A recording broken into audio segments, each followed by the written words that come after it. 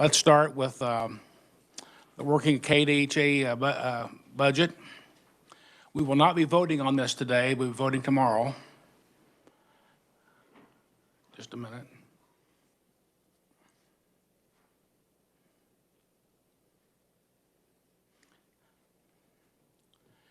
And do we have any motions or amendments?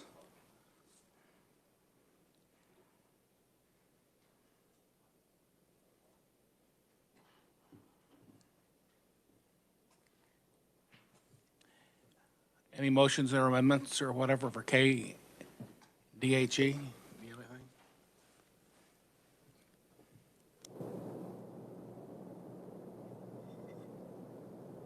Representative. Thank you, Mr. Chair. I was ready to bring an amendment and all forward, proviso. Let me ask you this: would it be, would I be able to just table this till tomorrow before we? It's not going to work. We're not going to vote on it today.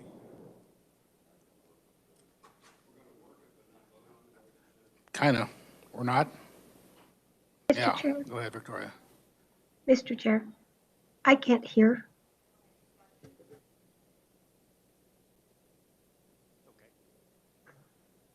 Can you hear me at all, Representative Carlin? I can hear you when you're speaking into the microphone, but I'm not hearing everyone. Okay. We were discussing the work on KDHE. We will not be voting on it today. But go ahead. Were you trying to take a motion today to vote on tomorrow, or just discussion? Just discussion today, and then we will vote on the bill tomorrow. Very good, thank you. I would like to wait for just a minute, see if there's any other discussion before I make. Any other discussion or motions on KDHE from anybody here? Representative Hahn, anybody? So tell the new kid on the block how we cut from a budget. How do we, because we've not had to do that yet. So you could make an amendment to Tomorrow. or today or tomorrow. I guess we'd have a little time tomorrow. We can't vote on it today, but we can talk about it today. And I guess if you want to hold your stuff up to tomorrow, we can just let this set right now. Could be Victoria, just let it set as is and move on and start it. So I'm not prepared to make my motion for the specific cut today. Can I make that then tomorrow? Because I apologize. I didn't think we were going to be doing that today. So I think the way Mr. it Chair. looks today. Mr. Chair. Representative Carlin? Thank you. Normally, we could have discussion like we did in appropriations today about the budget. We just don't make any motions, so she can ask questions, get answers, make motions tomorrow. Does anybody here want to do that, or do they want to just wait for tomorrow? Representative Newland? Just wait. Well, I'd like to discuss this right now, see what the feelings of the committee are on this. And what it is would be an amendment then to extend the date, is all listed on the proviso for year 21 to 22. That gives the KDHE and rural cooperatives more of a chance to meet, to finalize their plans then for later. Right now, there's no cost that would be involved in this. And also, the thing is, they do have two meetings, one coming up on the 18th or 19th of this week, and then one later on. So I was ready to make an amendment for this and all, but I think we need to discuss a little bit more before I do, and I'll probably bring that tomorrow then. Thank you, Mr. Chair. Representative Hahn? Yes, sir. Thank you. Part of my angst with the KDHE is that my constituents have called me by the tens. Actually, I put a post up on social media asking them their experience with KDHE, and there's so many fees, and there's just so many fees that KDHE has on some of these entities, farmers and ranchers specifically. And right now, farming and ranching is so tough that if we can figure out a way to even this up somehow, I think we need to try to do that. So that's what I'm in process, and that's what I'll be presenting tomorrow. Thank you. Rep- Thank you, Mr. Chairman. I understand. I have two comments. First of all, my first comment is Representative Lee Hahn. As you heard, KDHE executive or the director of KDHE the other day explain that their budget is built around SGF or fees. So I believe their SGF went from almost $8 million not too many years ago to $4 million, close to it now for this year. So at some point, if you don't want to see fees increase, you're going to have to increase SGF or cut what they do on the expense side. So, I mean, just wanted to point that out. I think that's what Mr. Henning was trying to point out the other day. And then, Mr. Chairman, just a second thought is I know Representative Newland has an amendment for the air quality fee fund to put in a proviso to extend that. And I've talked to the agency, and I know they do have a couple meetings coming up, as Representative Newland already pointed out, Tuesday and this Friday and next Tuesday.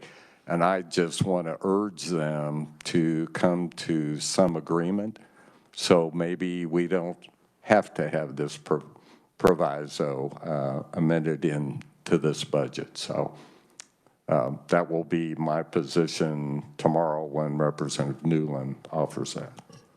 And for a timetable, you know that once we pass this budget out, we've still got a little bit of time and approach to do a proviso, or Exactly. maybe even after their first meeting, you know what I'm saying? So, Or you could, you know, I guess, Mr. Chairman, you could actually put a proviso in the omnibus bill if you have to.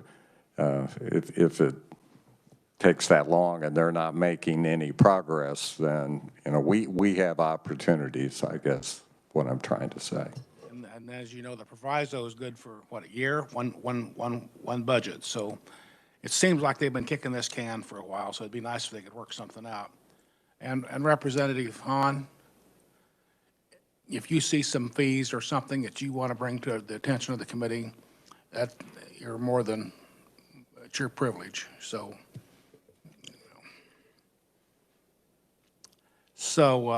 committee. Oh, Representative Carlin?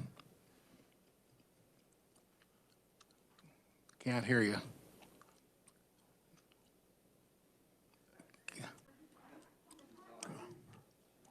Yeah, are you muted, Representative? You may be muted. We can see you. We just can't hear you.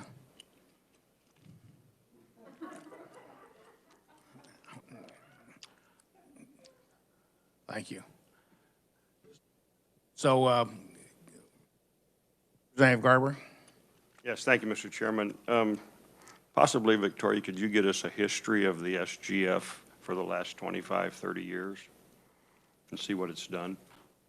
And the all funds, fee funds, whatever. Thank you.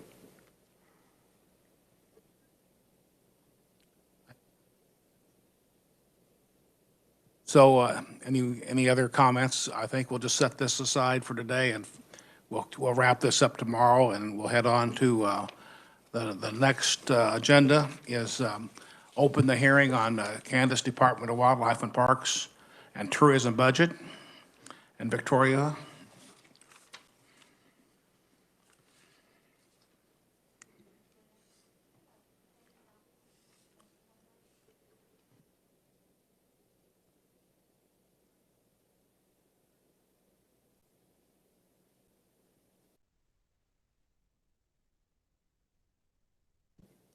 Thank you, Mr. Chairman. Wildlife Parks and Tourism starts on page 638 in your budget book, so I'll give you a second to find it.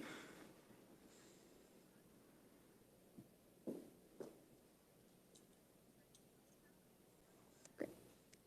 So on page 638 for Wildlife Parks and Tourism, the first thing I always like to point out about Wildlife Parks and Tourism is that they are fee funded, so they don't receive any state general fund, with the exception of last year for capital improvements, which we can talk about later, but overwhelmingly fee funded. They don't receive any state general fund. I'll move on to the budget, which starts on page 645.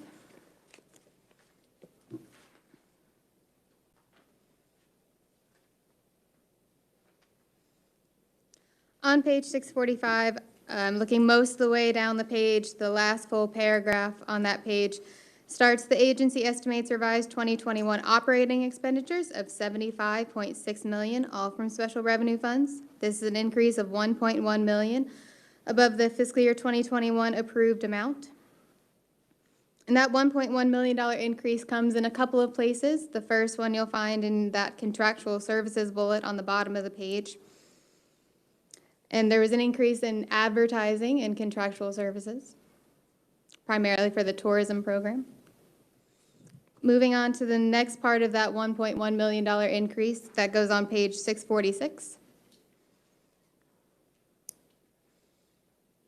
Under commodities, there's an increase in federal funds in the fish program, which they use to purchase habitat supplies, including tanks, fish feeders, and other scientific equipment. And there's a similar expenditure in under capital outlay. Again, that explains part of the increase of that $1.1 million.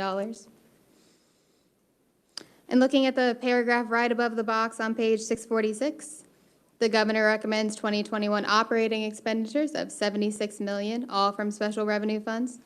This is an increase of $331,000 above the agency's revised estimate. And that's because the governor included CARES money, so $331,000 worth of CARES money for telecommunications equipment, so that's computers, cell phones, and other technology, and cleaning supplies, PPE. So an addition of CARES money for fiscal year 2021. And Mr. Chairman, I can stop for questions on fiscal year 2021 or move to fiscal year 2022. Does anyone have any questions on 2021? Proceed, Victoria.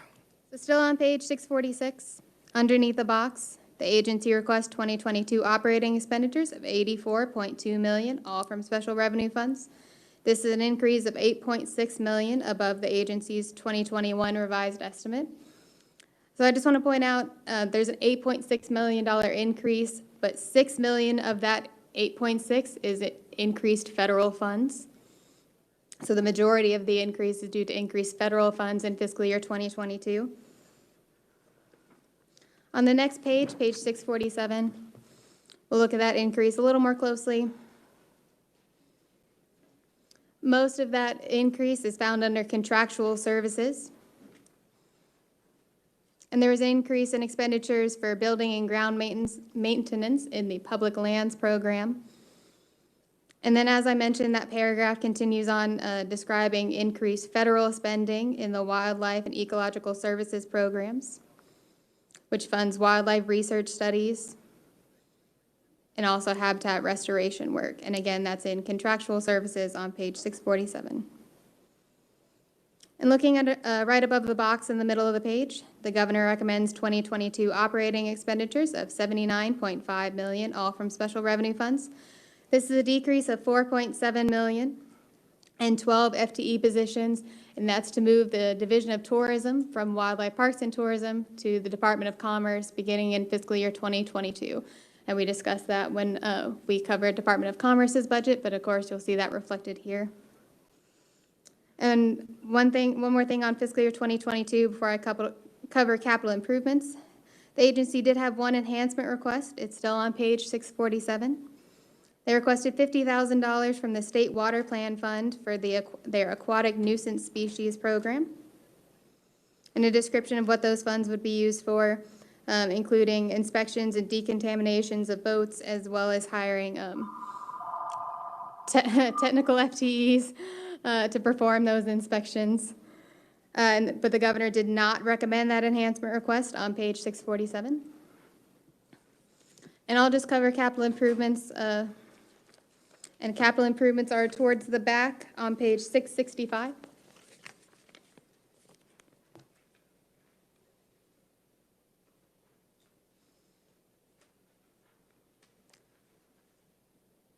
On page 665, looking under the box, the agency estimates 2021 revised capital improvement expenditures of $15.9 million, including $951,000 state general fund.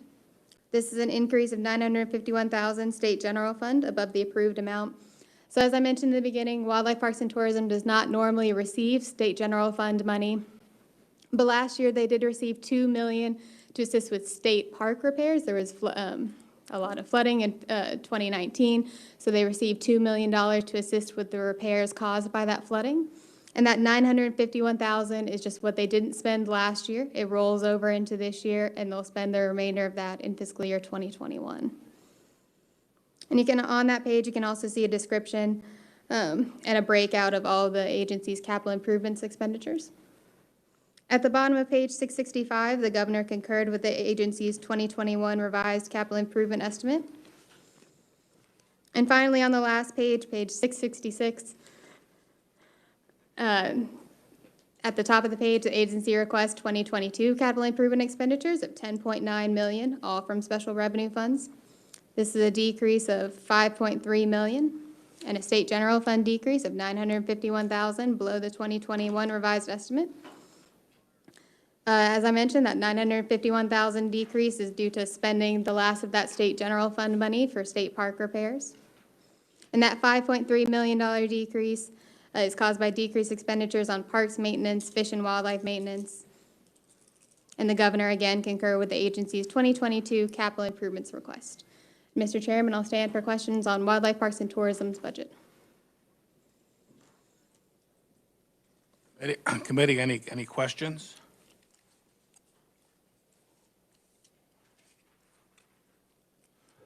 I have one question for you. On where it says contractual services for 2021, when it says private landowner agreement, would that be like WEHA dollars? WEHA? Thanks. And what's the average going lease price for a WEHA whatever? Yeah. Mm-hmm.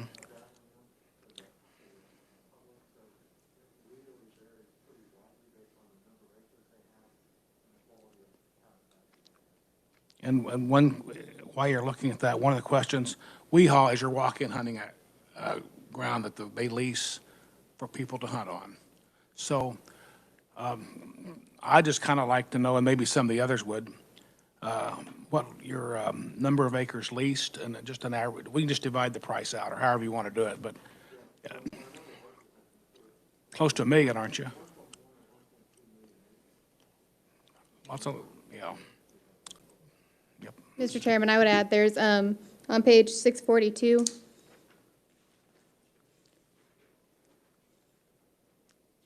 On page 642, there's performance measures, and that third one down, number of acres enrolled in WEHA. And yes, the secretary was correct. It's about 1.3 million.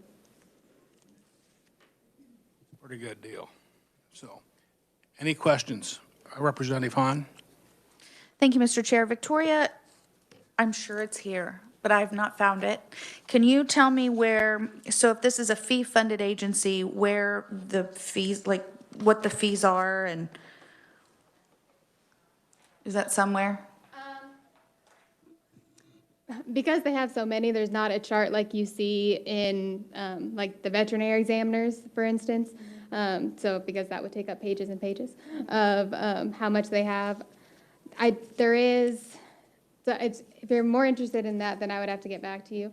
There is a breakout of their biggest fee funds on page 649. But like how much a park year permit is not listed in here, no. But 649 and 650 do have like the revenue and the expenditures from their largest fee fund account. Sure. And have any of those fees been increased? Do you have a list of any of the fees that have been increased from last year to this year? Or what those proposed increase in fees are? If the agency doesn't answer it, I'll get back to you. Awesome. Thank you so much.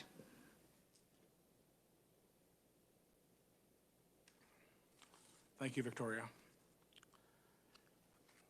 Well, with that, our next guest is Secretary Loveless.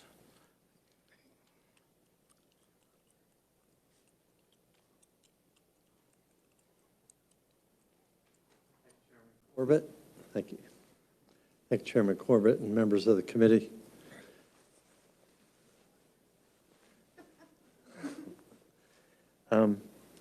I appreciate you having me here today, and I'll be glad to discuss fees and things like that at the end with you. I don't have all that committed memory, but I think I can answer your questions. The mission of the Kansas Department of Wildlife, Parks, and Tourism is to provide and enhance outdoor recreation and tourism opportunities while protecting, conserving, and promoting the wise use of the state's resources. And in doing this, we intend to contribute and benefit the state's economy, public health, cultural heritage, and quality of life. Included in this package is an overview of, and there's a lot of pages in there, but our 9 divisions, goals, and budget breakdowns. As you're aware, this has been a challenging year with COVID-19. Nevertheless, as I'm sure you've seen in the media, we have had a lot of visitors at our facilities. Our state parks had a record of over $8.6 million guests that visited us in 2020. So we were very thankful for that. And we expect that to continue well into 2021. This increase has allowed our Parks Division to continue to address the almost $10 million in repairs that we needed after the 2019 flooding. A flood event, if you remember, was high, comparable to the 1993 flooding, but its duration was much, much longer, and that caused a big problem in terms of destroying docks and a lot, restrooms and all kinds of facilities like that, but especially our roadways.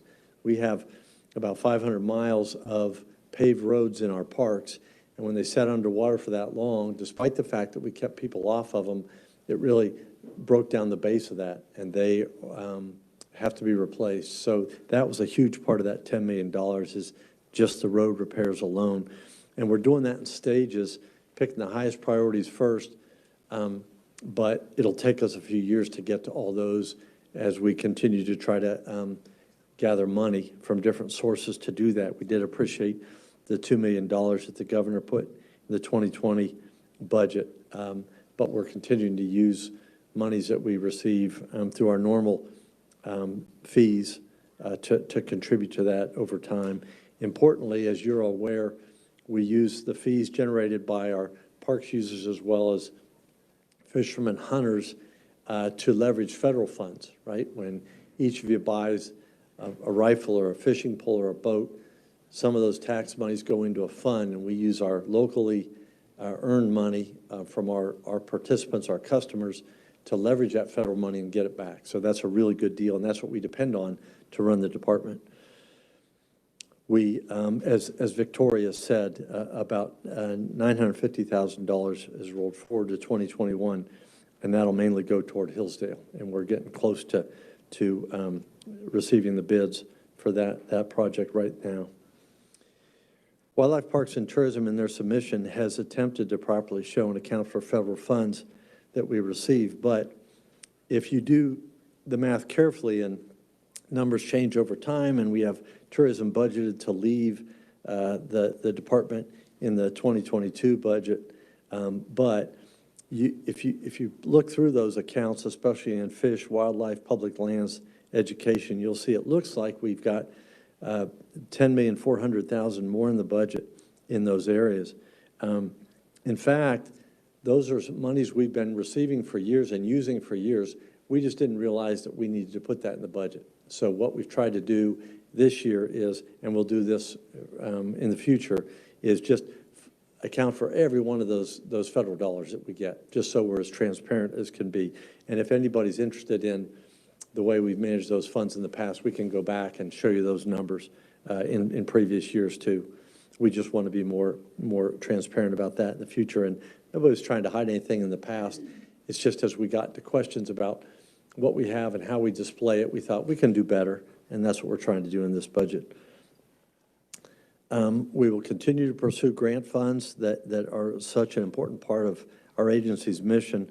And to conclude my comments, I might mention we have been discussing the last few years, and this gets to fees for fishing licenses, hunting licenses, and such. For a couple of years, we've been talking about introducing a fee cap bill to the legislature because we need your approval if we're going to increase those fees. When we went back and analyzed our fees going back, 70 years, what we saw was that really our fees have just tracked the cost of living increases. And, but the way it's set up now, we need to come to the legislature every several years, probably every 10 or 15 years on average, and say, can we increase that cap again so that we can bump these fees over time, again, to keep up with the cost of living. We won't be introducing that bill this session, but we will next, because as time goes on, when our fees are stagnant, we get further and further behind those costs that go up for everyone. And that's what we're trying to do. And our proposal next session will be kind of structured around that idea of just tracking the cost of living increases. Hopefully, that'll give the legislature and also our customers some comfort and predictability in knowing kind of how those fees will change over time. So with that, Mr. Chair, that concludes my comments. I would be glad to stand for questions. Representative Hahn? Thank you, Mr. Chair. Thank you, Secretary, for your testimony today. What is your feeling, your personal feeling on moving tourism out of wildlife and parks and moving it into commerce? I think it makes sense. We have really benefited, learned a lot from having tourism with us the last few years. They've done a good job. But what I've recognized, my first week in this job 2 years ago, the first meeting I had was with Commerce, because the functions, their economic development function and tourism's economic development function are so closely aligned that it was clear to me to be successful, we need to have close coordination with them and communication as we did projects and they did projects. So we created some synergy. And so we've been doing that for the last 2 years, working very closely. And what I recognize, we've run into several occasions where they were working on a project, but they had a non-disclosure agreement that didn't cover our department. So there's certain information that we really would have benefited from that they couldn't share because of the NDAs. But just general communication coordination, I think would be enhanced if they were over there. We'll continue to work with them as we have been. But I think it makes sense for the Department of Tourism. I think that's a better fit for them. And I think they'll benefit commerce greatly by being over and working closely with them. So a follow-up then, if you could please explain this process. So of course, when COVID happened, where I'm from, all the lakes are full, camping grounds are full. And again, tell me how this works. Who gets those fees? Who gets the fees then? Is that not considered tourism when people are at the lakes and? It definitely is a result of efforts that tourism has made to make sure people are aware of the great resources we have to come and share. But the fees, when they go into that campground, that camping fee goes to parks. When they buy that fishing license, that fee goes into the wildlife fee fund, right? So none of it goes directly to tourism, right? They're funded separately. Sure. We would consider out in western Kansas, when all these out-of-state hunters come in, that's tourism, a form of tourism for sure. But all of those fees then are going to your department. None of that is going to tourism. Is that correct? Because that's where I think they maybe merge a little bit. Right.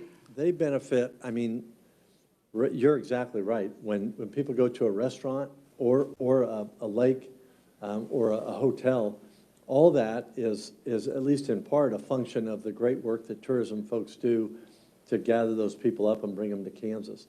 So they benefit all those attractions, but they don't get a portion of that money directly.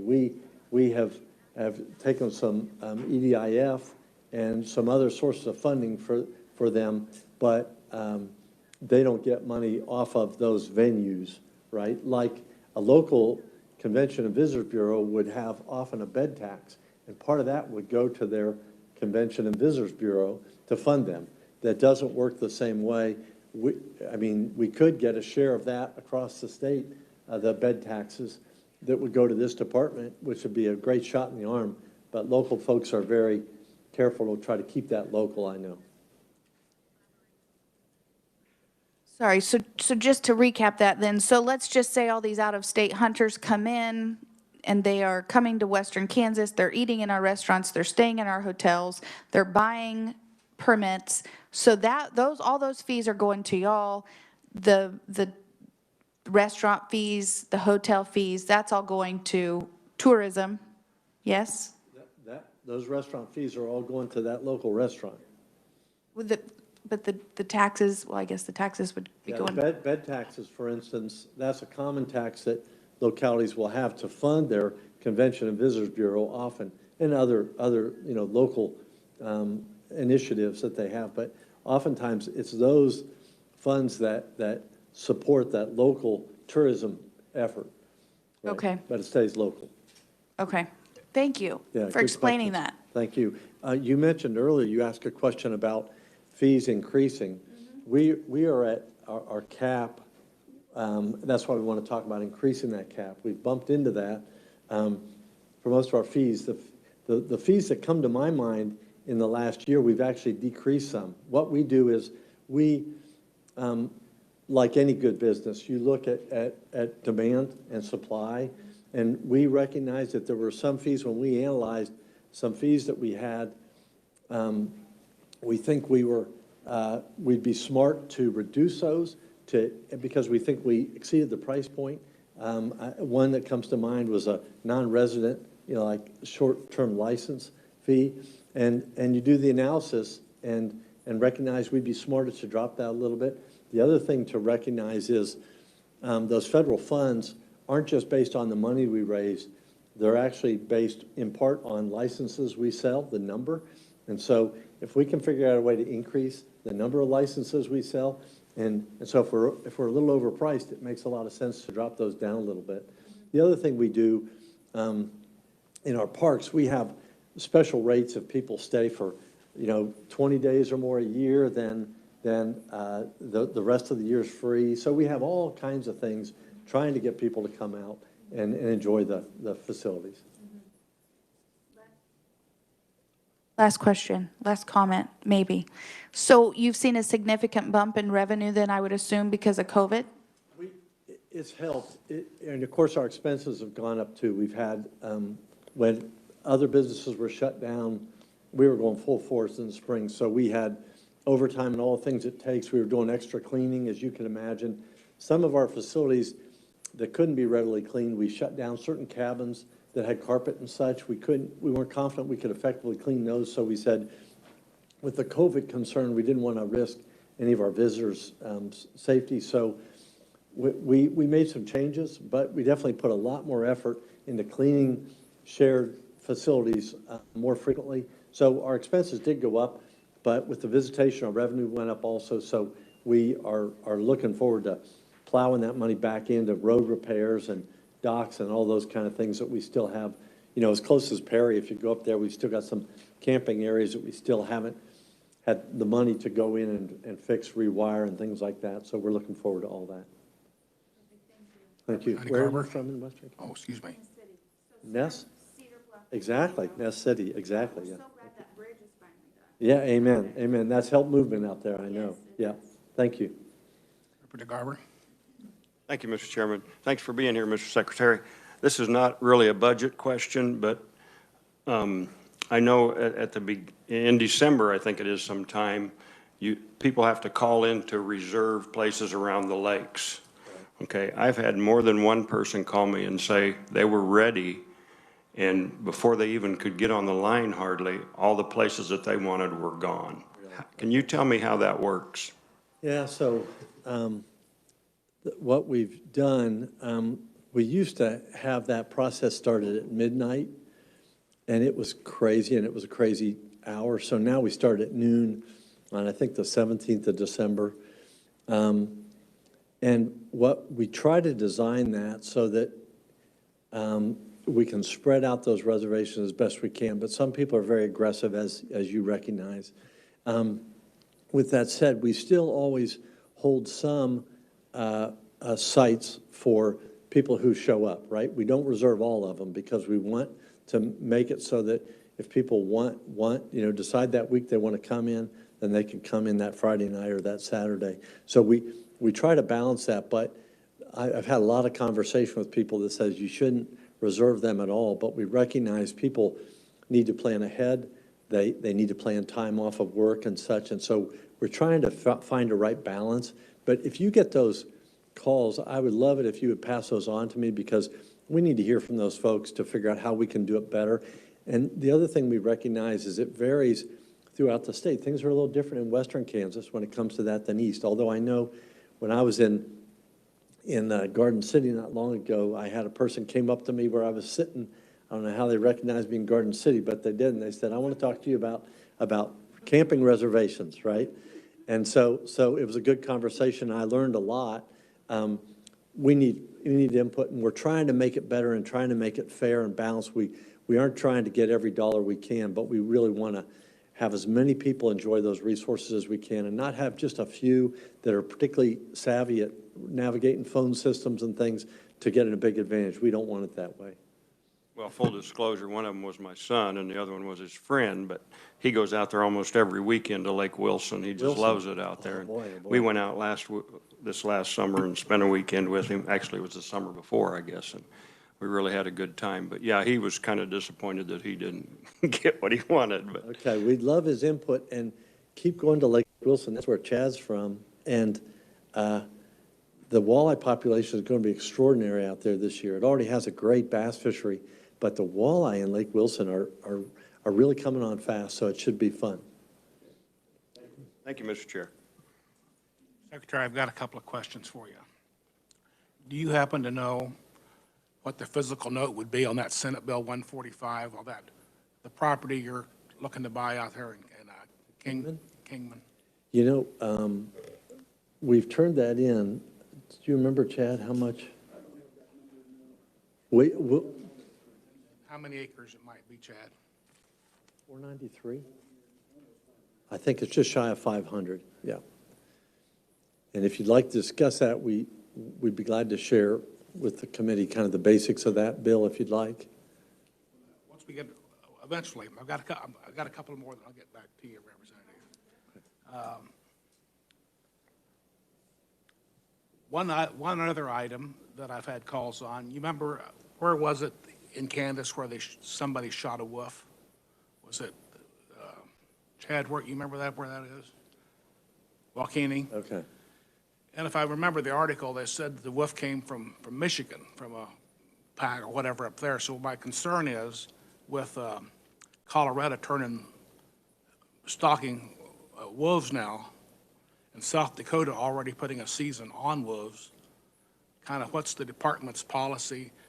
I mean, if wolves, it won't be this year, but it'll be soon. And they'll be over in western Kansas and chomping on a calf or something. What the department's policy might be for deprivation, or will there be a season, or? Right, so right now, they aren't in our regs, so they aren't legal to take. However, the standard is always if you have something threatening a person or livestock, of course, people are allowed to do what they need to do to protect that. So we allow depredation permits liberally to people who have coyotes or anything else taking livestock. So I imagine that's the way we deal with it initially. If numbers get high enough to where we need to establish a season, we would do that. But I think to your point, Chairman, we're a ways away from that. What you see with these large mammals, you see it in moose, you see it in elk, and wolves are no exception. you'll see animals, especially males, get out and they travel, and they typically follow rivers, and they'll move across the country at amazing distances. But typically, it's single individuals, and it doesn't amount to much. Every once in a while, we know they're here, and we have a chance to deal with them. But oftentimes, they come through or they die on the way, and we don't even know. But it's just kind of a process that occurs all the time. One more, then I'll get to you, Representative. So your numbers you sent me here for 2019 and 2020, there were about 4,600 out-of-state deer permits that were unsuccessful, if I'm reading what you sent me right. I think I know what you have. It's from your department. Okay. And she was just mentioning that. You won't be in tourism anymore, but 4,609 permits, I think you get $552 for a out-of-state deer tag, or 500, or. Right, it's close to 500, I think. So you're turning away $2.5 million. And the economic impact on that, the National Shooting Sports Foundation says that the average hunter coming to Kansas, or a hunter, will spend about $1,000 or $1,200 buying gas, buying rooms, whatever. That's another 5.5. So basically, there's about $8 million that I know Western Kansas and Eastern Kansas, and I mean, people that are in the business could just trickle off of, you know what I'm saying? Is your long-term to maintain these kind of numbers for unsuccessful people coming to Kansas? Well, no, we don't have those kind of projections. What we do, I think we've discussed it before, is we have long-term data. Thankfully, we have really good data on deer pressure, both resident, non-resident, harvest, bucks and does, and we do that on units all around the state. So we divide up areas that are similar, and then we try to regulate those specifically. So if you're way down southeast Kansas, you can get a bunch of permits because we have high deer numbers, right? Other places aren't the same, fewer deer, and so we need to keep more of a limit on the number of deer that take. And our goal is to have a sustainable, high-quality deer herd. As you're aware, Kansas has an international reputation for the quality of its deer hunting, but we recognize, because we've seen it happen in other states, when there was overharvest, the reputation drops, and then the value to all the folks that run outfitting businesses as well as hotels and restaurants declines, because we lose our reputation, and all that declines. So what we're trying to do is maintain that really high level of harvest and quality in our herd right now. We're using our best science to do that. I sent you, it's a kind of a parallel, I sent you a letter today from that youngster who wrote about the regulations on Cedar Bluff, the walleye. And She was into that, wasn't she? she was. She was real sharp on it. The important point there is the state's a lot bigger than a reservoir like Cedar Bluff, but the concept is the same. You can say people don't want to throw those fish back, they want to keep them. But as we drive those back, the average size of those walleyes, just like the average size of our bucks, go down. And then all of a sudden, Kansas isn't the place to go anymore. And so everybody who relies on our reputation to have those hunters come in, they lose. And so we're trying to find that right spot and do our job as managers. What I'm seeing here from what you sent me, your non-resident deer hunters,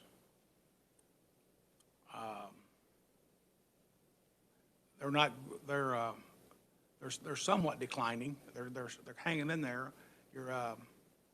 They've dropped about 10,000 in about 2 years. Your non-resident seem to be growing pretty steady every year. You know what I'm saying? Exactly, and it's really important that you bring that up. One of the things we're concerned about is we are seeing a decline in our resident demand for deer licenses. And the comments that we get overwhelmingly are, I can't compete with all this leased ground, right? The ground that they historically hunted, they could go outside of town and ask permission. Oftentimes that ground is leased up now, and we heard it this last season for waterfowl hunters. I see the geese land in that field. I used to be able to ask. When I asked a farmer, they said, we're leasing that out to an outfitter. So what happens is, as these prices get driven up and the value of this get driven up, then our residents were really concerned, feel like, I just don't have places to hunt anymore. I think the other side of that is, I think if anybody, resident or non-resident, would go and ask a landowner what they could do. I mean, the days are maybe over where you can just walk up to a rancher and say, could I hunt your place for free? Unless you're a pretty good family or you likes you, most of these people are trying to pay bills. Oh, amen. And as you well know, in the Commerce Committee, we're doing trying to do where the farmer could buy, or rancher could buy a transferable tag, and I think you could get all these other farmers into this game. They would like to do it. It's just, back in the day, before you got there, they used to have an 800 number where you'd match landowners to farmers, to where it was easy for them to find a place to go. What I'm concerned about is the bottom line is, if it wasn't for farmers and ranchers that raise all the critters and house them, if it wasn't for farmers and ranchers, you wouldn't have wildlife in parks. Absolutely. And I would think, as much as they do for you, that you would try to work a little more to let them be part of your solution as not. And that's just a comment. Yeah, and that's why, I mean, when you look at the way, you're very familiar with that segment of landowners who say, yeah, you can come and hunt my land. The challenge with that, of course, is that's part of what we have to manage and limit those numbers. But the value for those landowners, of course, is the land itself. And the fact that they have high-quality habitat, as you're aware, that makes it a magnet and makes it very valuable to them. And that's why they can charge top dollar, for those out-of-state folks coming, a week at a time to shoot their trophy Kansas deer. But I think you're missing something there. It's just, those farmers and ranchers just don't want out-of-staters. They would love for anybody that lived lived down the road or lived in the next town to make a contact or stop by and make an offer. It's not just your out-of-staters that are spending money. I think the farmers and ranchers would love to interact with anybody, friends, neighbors, or out-of-staters. I think and they just don't seem like they're getting much cooperation out of the department to interact with them. We're doing our best to cooperate and maintain that deer herd at that quality level. I agree with you totally. I don't think those resident landowners are discriminating against Kansans. It's just the question of how much are you willing to pay to hunt on that property. And it turns out that non-residents who see us on every hunting show out there on TV say, I'm willing to pay to come to Kansas, and they pay a lot of money, as you're aware. Sorry, Representative Hahn. No, I appreciate this discussion because it's a viable piece of the economy where, in my district for sure, and especially when in a time where farming and ranching and commodity prices are low, I understand what the chairman is saying. How can we maximize as much as we can off our property? I think that's the point, part of your point. A couple of things. You mentioned Cedar Bluff a little bit ago. I know that you're going to say it's probably part of the habitation for fish, but there has gotten to be some trash in Cedar Bluff, a lot of trees that's really impeding boating. I hear that a lot from people saying, hey, can you do anything about this? And so I was there at the end of season last year, and indeed, it's kind of dicey, and not just along the edges, but kind of even in the middle. And so you think, man, am I going to ruin my boat or whatever, so you may check that out. The other thing is, if you could get me a list of some of those proposed fees that you said that you were even maybe thinking of raising that cap.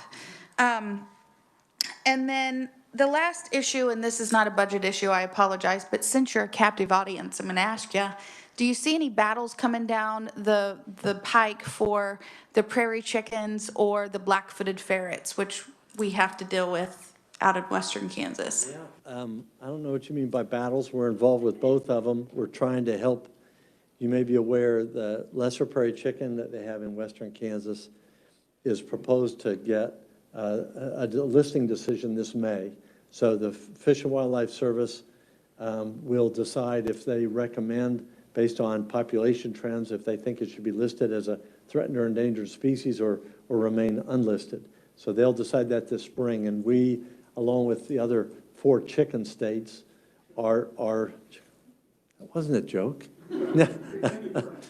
Turtle, that's right. We're working with them.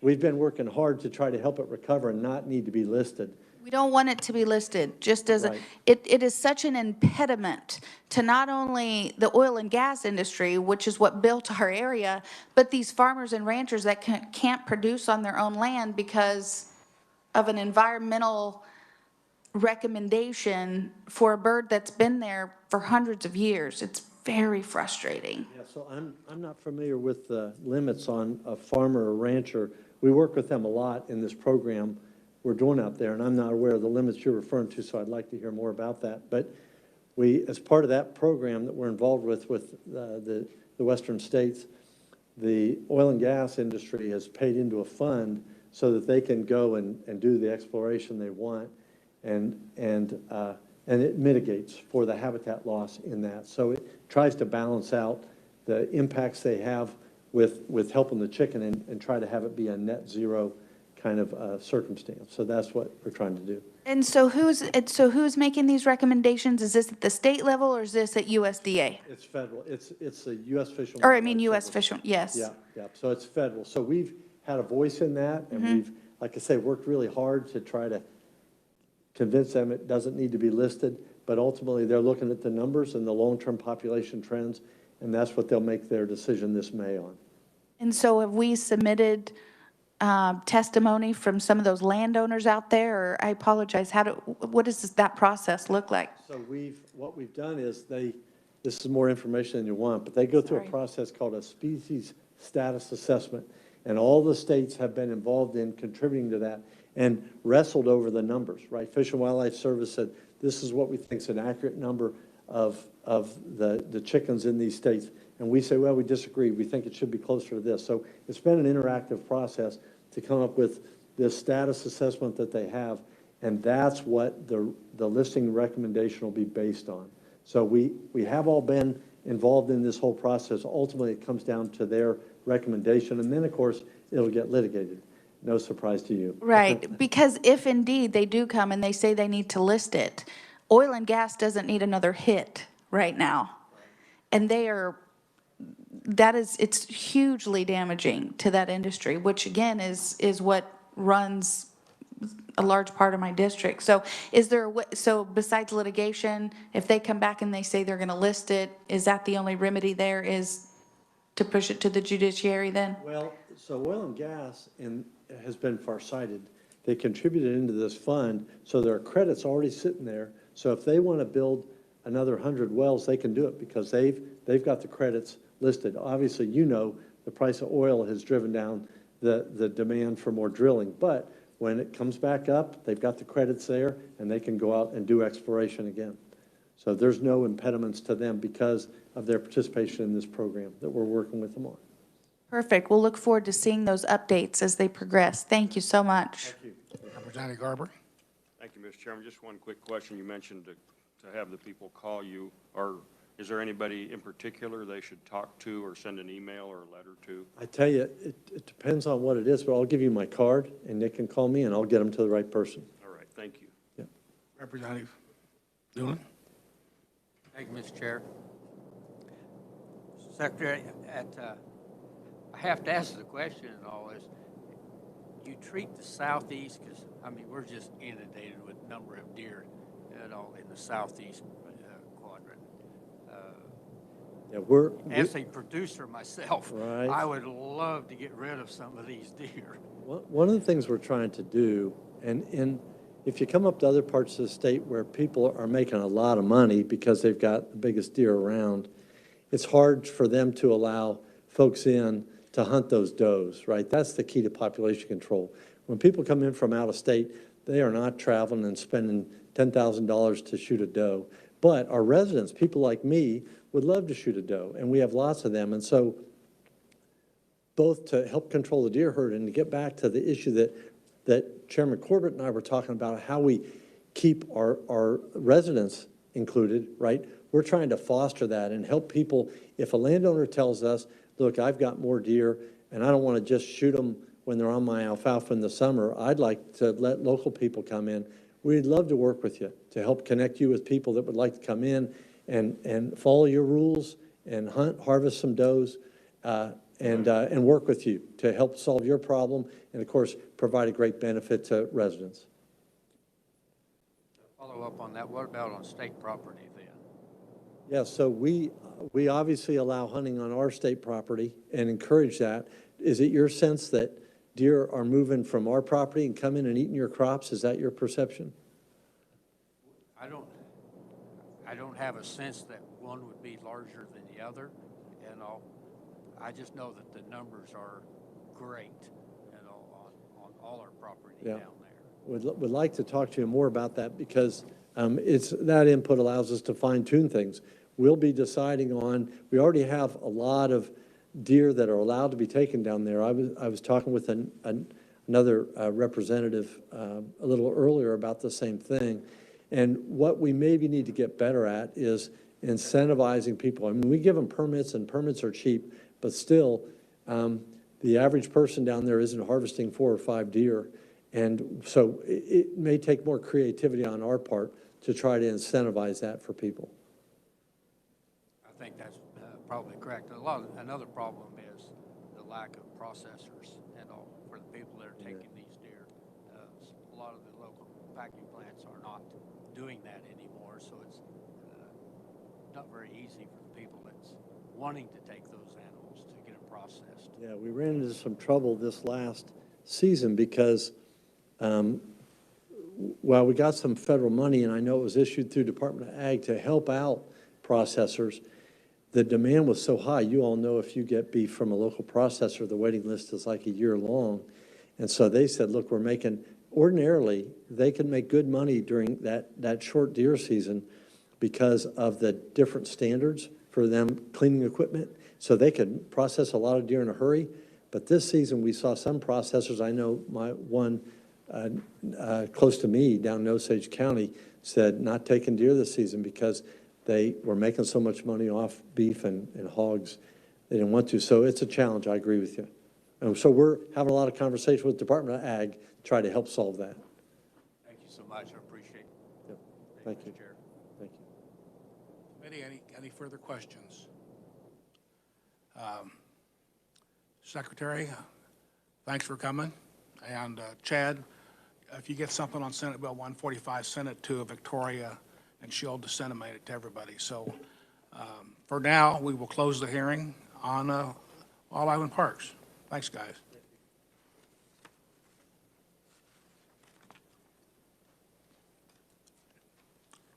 Next up is the hearing on the KCC. We'll hear from Victoria.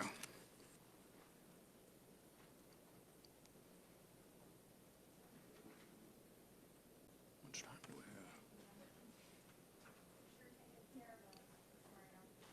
have? The KCC starts on page 1460.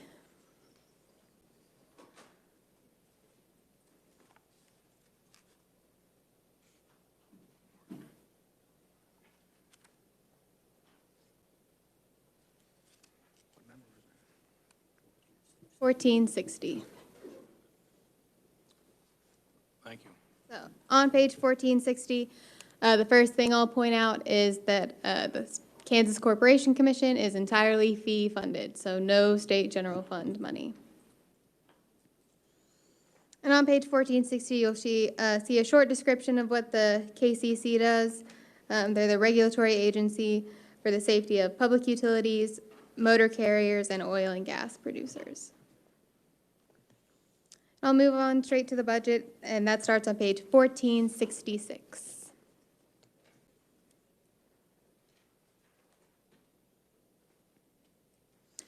On page 1466, I'm looking underneath the box. The agency estimates 2021 revised expenditures of $23.1 million, all from special revenue funds. This is a decrease of $157,000 below the approved amount. And the first spot that decrease is primarily is under the salary and wages bullet. That's still on page 1466. And in that salary and wages bullet, the agency decreased staffing primarily in its conservation program. So the conservation program is funded by an assessment on oil and natural gas production. And you may remember toward the beginning of COVID-19 pandemic, the per barrel price went negative, literally went negative. So the conservation program was concerned about the decreased revenue for fiscal year 2021, so they decreased staffing in anticipation of decreased revenue. So that's the primary reason for the decrease for fiscal year 2021. And looking at the bottom of the page, still on page 1466, the governor did concur with the agency's 2021 revised estimate. And Mr. Chairman, I'll go ahead and do fiscal year 2022. Fiscal year 2022 is on page 1467. On page 1467, looking underneath the box, the agency requests 2022 expenditures of $24.2 million, all from special revenue funds. This is an increase of $1.2 million above the 2021 revised estimate. And that $1.2 million increase is due to a couple of things. The first one is that salary and wages bullet. So the increase in salary and wages is due to filling of vacant positions as well as increased employer contributions to group health insurance and CAPERS. Another aspect of that $1.2 million increase is contractual services. So a couple things under that contractual services bullet, still on page 1467. The agency has increased its expenditures or estimated expenditures for consultant fees in the utilities program. So you may remember, similar to CURB, the KCC is also involved in rate and non-rate utility cases, and they don't know how many cases they're going to get per year. So they always estimate a little bit above actual expenditures to make sure that they have enough funds to cover any contracted staff that they may need for rate cases. So it's not unusual to see a slight increase in 2022. Also, under contractual services, the agency did implement a new document management system, so there's some costs for that. And finally, at the bottom of page 1467, the governor concurred with the agency's 2022 request. And Mr. Chairman, I know that was short, but I'll stand for questions on the KCC. Committee, any questions with Victoria? Thank you, Victoria. Next up, Mr. Andrew French with KCC.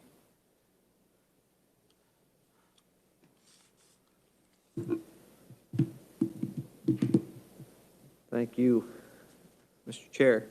I am Andrew French. I'm the chair of the Kansas Corporation Commission. As was described, we have a number of key functions regulating the state's electric and natural gas utilities. We've been busy on that the last couple of days. We also oversee the state's commercial trucking industry, oil and gas, and telecom functions. We do have a short PowerPoint presentation that I was planning to run through. I think you all may have the slides. I think I'd look to you. I know we're probably a little short on time. Would you like me to run through that briefly, or would you like me just to stand for questions? Committee, you have any view, thoughts? I guess we've all lucked out. Just stand for questions. We can move ahead to questions. And I do have Lynn Retz, our executive director, here with me today, and we've got all of our division directors available virtually, so if there are specific questions about the divisions, they're all available to answer those questions as well. So with that, would open up for any questions you have. So who's been taking all of our electricity? Yeah. The weather. Yeah, Any questions, anybody? Representative Newland, I'll be right with you. Thank you, Mr. Chair. Well, we all know what's going to happen. In the next month, there's going to be thousands of people not able to pay. Please use your mic.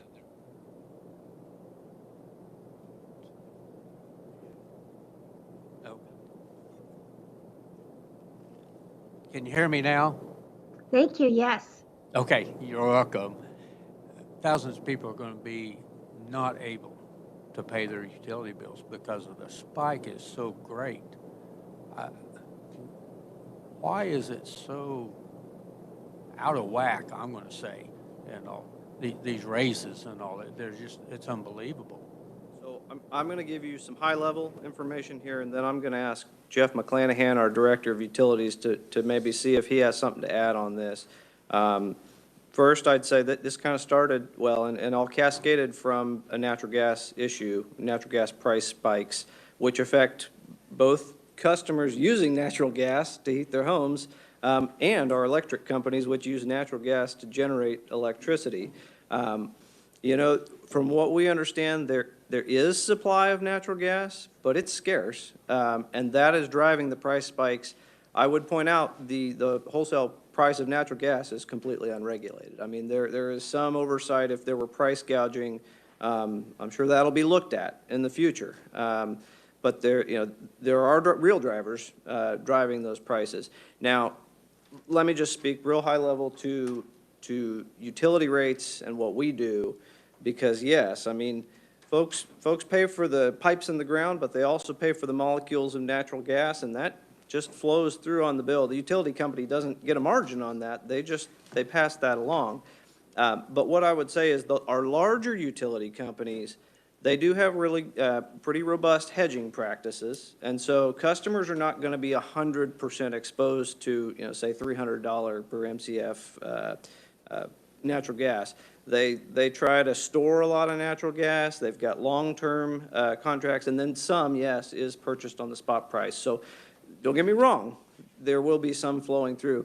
Now that may not be as robust for some of those smaller municipal type utilities.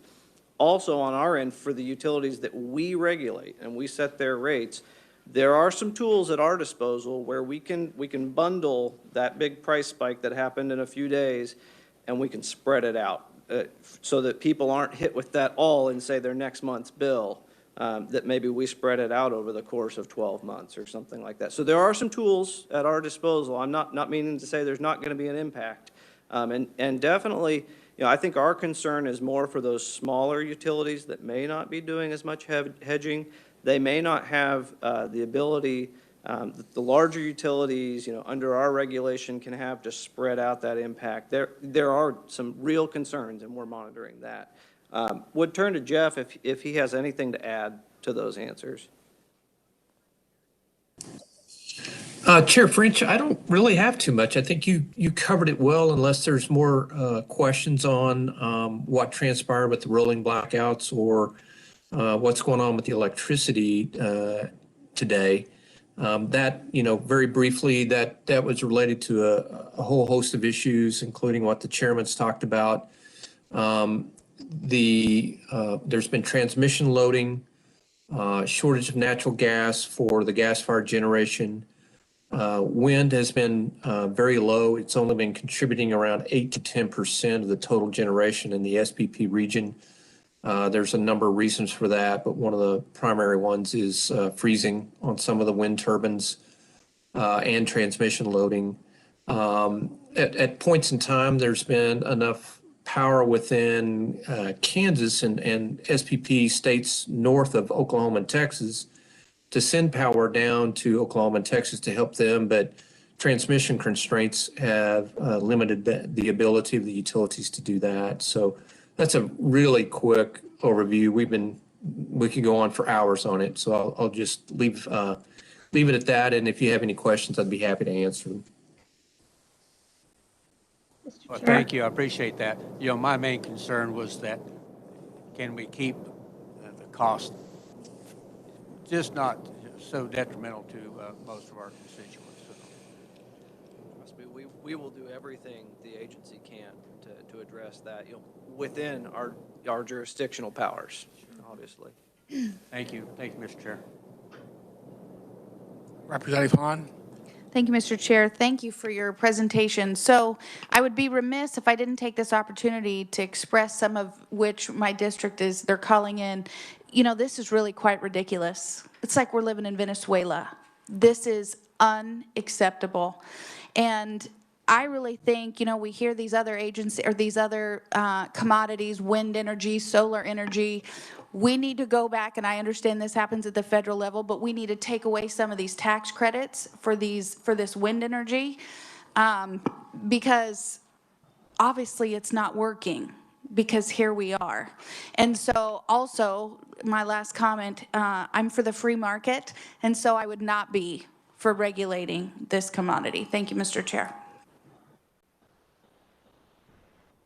The questions I have for you is we all got kind of notified about some of our small towns for the municipal units.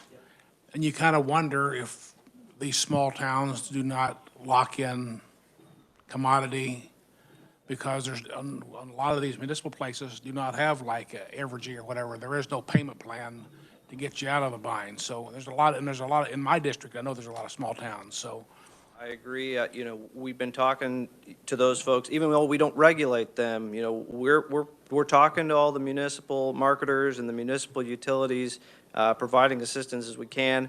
I can tell you from a personal standpoint, I've got concerns. I'm from a really small town, a farm in Reno County, and the next town over is Abbeville, and I think it's 60 or 70 people, and they're served by one of these smaller natural gas power marketers, and I'm concerned of what's going to happen there, and we all are. So we're going to be keeping real close eye on that. Some of the smaller utilities are going to face issues just with. For instance, if you're an electric utility, just trying to buy that natural gas at 200 times the normal amount and line up the financing, let alone whether your customers can ultimately pay for it, but just continuing to get the gas is going to be an issue, and we are looking at that real closely. Representative Carlin? No, that's okay. I've gone past that now, but everybody please use your microphones. Thank you. Representative Gardner? Well, Mr. Chairman, thanks for being here. We're also having problem with coal-fired power plants as we're going through this cold weather. It freezes up, gets moisture in it, and it doesn't burn as efficiently as it normally does. And, I said on utilities, house utilities, this is not an easy issue.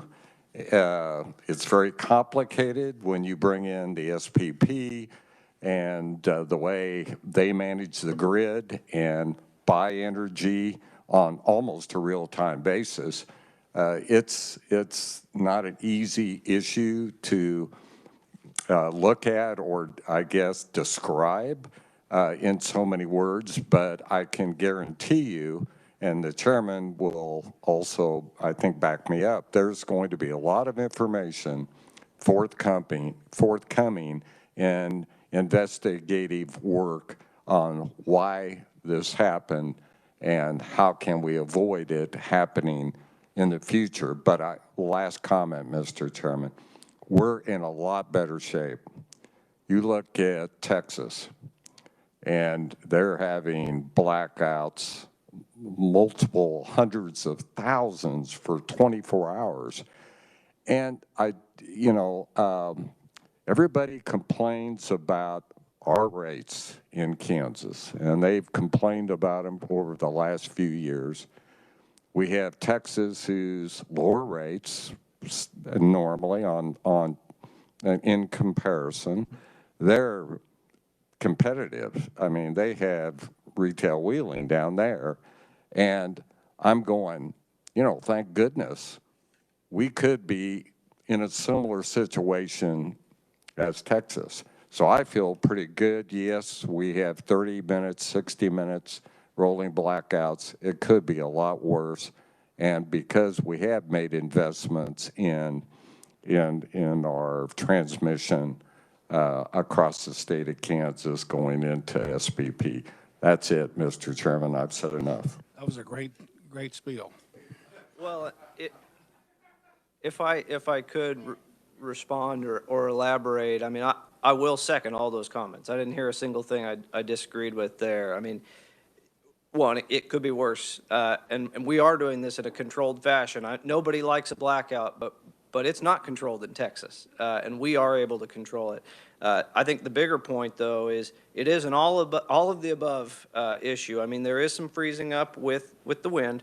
There's also, there are periods where it's an intermittent resource and you can't rely on it all the time. There is an issue with freezing piles of coal. There is an issue with natural gas plants that malfunction when it gets this cold for this long, and so that generation is not there. Plus, they're competing for those scarce resources. There will be a lot of study of this over the coming probably years of what went wrong, what can we do.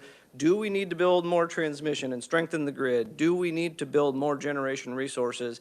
And it's a tough question because, I mean, I could tell you could spend infinite amounts of money and you could have a really robust system and make this never happen, but there's always that trade-off of how much do you want to spend, and you pay for that through utility rates.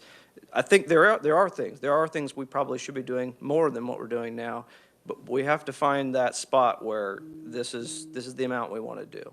But the average consumer, landowner, whatever, that's been in Kansas for long have seen winters like this come and go. And in their mind, they pay their bill, they think everything, you're watching the clock, everybody's doing their job, and then wham. And like the representative said, it would be nice, the guy that used to fix us is retired, but maybe we need to figure out so this don't happen again. And I'm glad you're on it, but it'll keep going. I agree with that, and let me just add, I think electricity in particular has become an absolutely essential function to everything we do, and having it unavailable at times is not really acceptable, in my opinion. So we do need to make sure we got a robust system. So. Questions from the committee? Mr. Chair, Representative Hahn? do you know any other time in history when this has happened here in Kansas? So I don't know about Kansas. I'm going to turn to Mr. McClanahan, who's got a little more history on utility functioning throughout the state. Yeah, in my 23 years, we have not had this scale of rolling blackouts in Kansas. Certainly, there have been shorter periods, very short durations of some rolling blackouts, just more or less storm related to try to stabilize the grid. Certainly other areas of the country have had rolling blackouts. California always comes to mind. And it's a means to control the grid, control outages so that you don't have an uncontrolled situation like you do in Texas, where it's going to take quite a bit of time and effort to get the grid back up and running for everyone down there. So no, not to this extent. So, sir, if you had to pinpoint the root today of what caused this, in a nutshell, what would that be for you in your mind? Jeff, I'm sorry, I think it's was that Jeff. for me? Sorry, I can't. It would be the extended cold period, right? I mean, if this had only been for a day or two, we wouldn't be in the situation we're in. My understanding is this is a record for Kansas and the region in terms of the number of days below 15 degrees. And cold weather is, as the chair mentioned earlier, is extremely hard on equipment, particularly when it's not running. And so we have burned through tremendous amounts of natural gas over the past week and a half now. And that's the root cause. Now, as the chair also mentioned, where did the supply constraints come from? Why were we not better prepared? Where was production at during all of this? Was there price gouging going on? all of those are questions that will be answered in an after-the-fact study, but the primary root cause is just the extended, extremely cold weather that we've had. Thank you. Eddie, any other questions? Mr. Chair, Representative I believe, Carlin? thank you. I believe that I heard yesterday that the last time we had an extended period of this cold was 1987.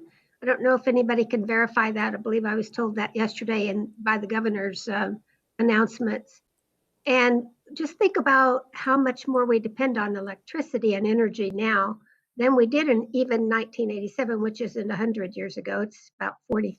So, in Mr. McClanahan's 23 years, that's 20 years before 87. So the changes in the demands we're putting on our utilities are greatly enhanced. Look at the size of homes and the electricity and the services we get through energy today that just didn't even exist in 87. I didn't have a computer. So I think it's very complex. It's sort of like what we're dealing with the Department of Labor, all the issues coming up at one time. And we're not keeping up as a state or as a country in our investments in our infrastructure. We keep putting those things off. And I've seen that happen so many times in our Appropriations Committee where someone in an agency advises us that we need to upgrade something. Well, but we just don't do that because we don't spend the money. Just think about it when we have these opportunities to do upgrades that some people are thinking ahead and some people are only wanting to cut costs. And we have to get in the middle on that or even way out ahead to keep up. And that's just it's not a scientific approach. It's just an example of what I see after being here for a long time. And as a child, I used to see a lot of really below zero days, and we haven't had those recently. So it's a shock to us. Thank you, Mr. Chair. Thank you. If there are no other questions, any more comments from the back? Yep, let's close the hearing, and thank you all for coming. If there's anything else, meeting's adjourned.